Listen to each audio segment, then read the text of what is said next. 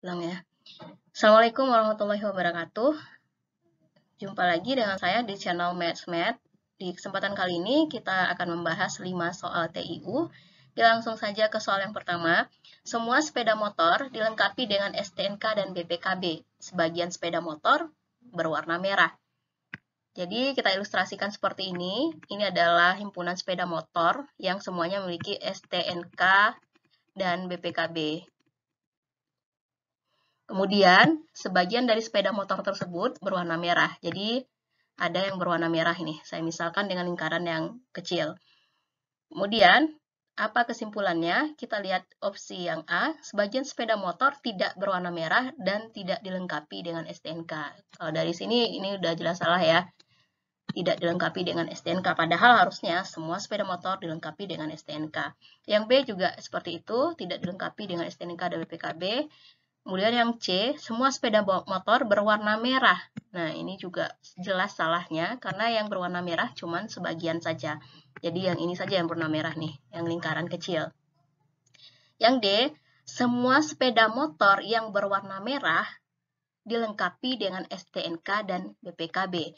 Nah, yang berwarna merah tadi yang ini, lingkaran kecil. Jadi semua yang berada di lingkaran kecil ini, yang berwarna merah ini, tentu saja dilengkapi dengan STNK dan BPKB karena merupakan bagian dari sepeda motor dan seluruh sepeda motor harus dilengkapi dengan STNK dan BPKB. Jadi jawabannya adalah yang D yang tepat ya. Kemudian kenapa tidak yang E? Semua sepeda motor tidak berwarna merah. Nah, ini juga sudah salah nih dari sini. Oke, kita lanjut ke soal nomor 2. Jika seekor bebek rata-rata bertelur sebanyak 20 butir per bulan. Untuk satu ekor bebek bertelur 20 butir. Berapakah jumlah minimal bebek yang harus dipelihara untuk mendapatkan telur 110 butir per bulannya? Jadi kita misalkan dengan X, X-nya yang ditanya. Sekarang kita lihat dulu apakah ini perbandingan senilai atau perbandingan berbalik nilai. Kita pikirkan seperti ini, jika kita ingin telurnya banyak, tentunya jumlah bebeknya juga harus banyak ya.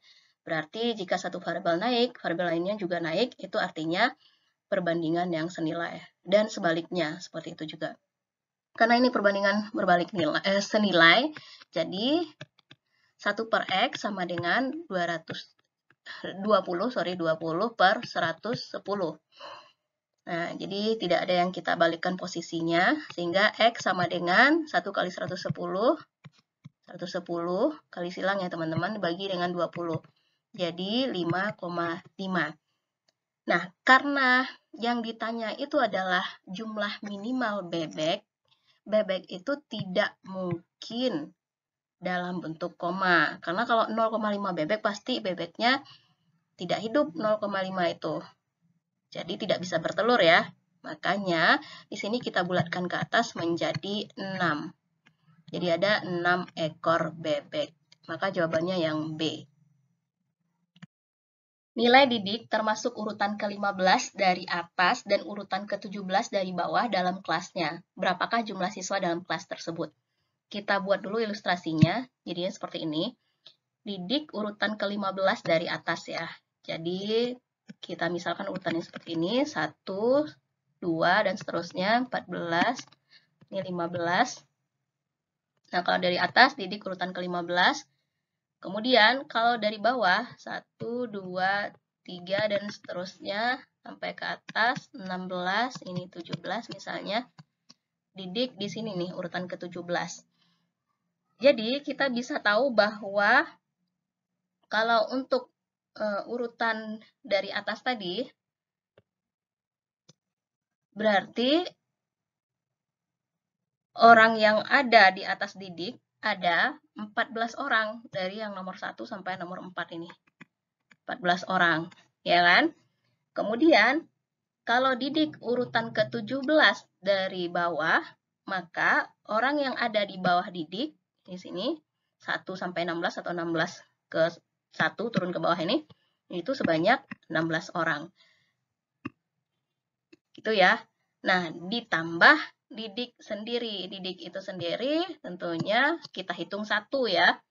Jadi ini kita hitung 1, maka 14 ditambah 16 ditambah 1 sama dengan 31 orang di kelas tersebut. Jadi jawabannya adalah yang A.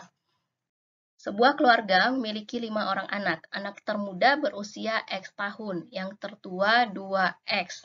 3 anak lainnya berturut-turut berusia X tambah 2, X tambah 4, dan 2X dikurang 3.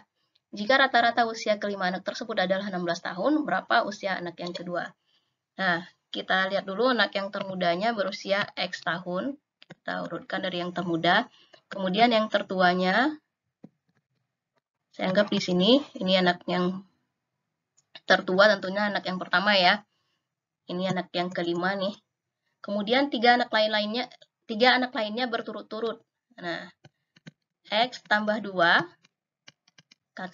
kakaknya si X ya. Kemudian X tambah 4,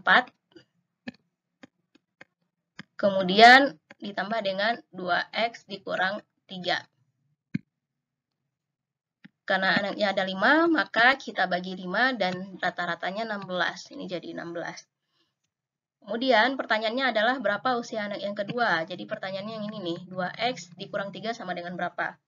Kita operasikan dulu yang di atas, X tambah 2, kemudian sampai ke tambah 2X, maka jadinya 7X ditambah 2 tambah 4, kemudian kurang 3 sama dengan 3, kemudian 5 kali 16 kali silang 80, sehingga 7X sama dengan 77, maka X sama dengan 11. Pertanyaannya sekarang adalah 2X dikurang 3, maka 2 kali 11 kurang 3 sama dengan 22 kurang 3 sama dengan 19. Jadi jawabannya adalah yang A. Dalam perlombaan lari, Didit berada tepat di belakang Adit. Adit berada pada urutan ke-7. Setelah menyalip 2 pelari di depannya, pada posisi berapakah Didit sekarang? Jadi kita buat dulu ilustrasinya. Didit berada tepat di belakang Adit. Jadi kalau Adit di sini, maka Diditnya ada di sini nih. Jika Adit berada pada posisi ke-7, ini posisi ke-7, maka Diditnya, karena dia berada di belakang Adit, berarti di posisi ke-8. Setelah menyalip 2 pelari di depannya, pada posisi berapakah Didit? Nah, dia mau menyalip 2 pelari nih, berarti kan loncat 2 kan. Loncat 2, ini tentunya kita misalkan ini sebagai pelari yang urutan ke-6. Nah, kalau loncat 2, yang disingkirkannya berarti 2 orang ini. Bentar. Jadi sekarang Didit berada pada posisi ke-6, kemudian si X ini berada pada posisi ke-7, dan si Adit berada pada posisi ke-8.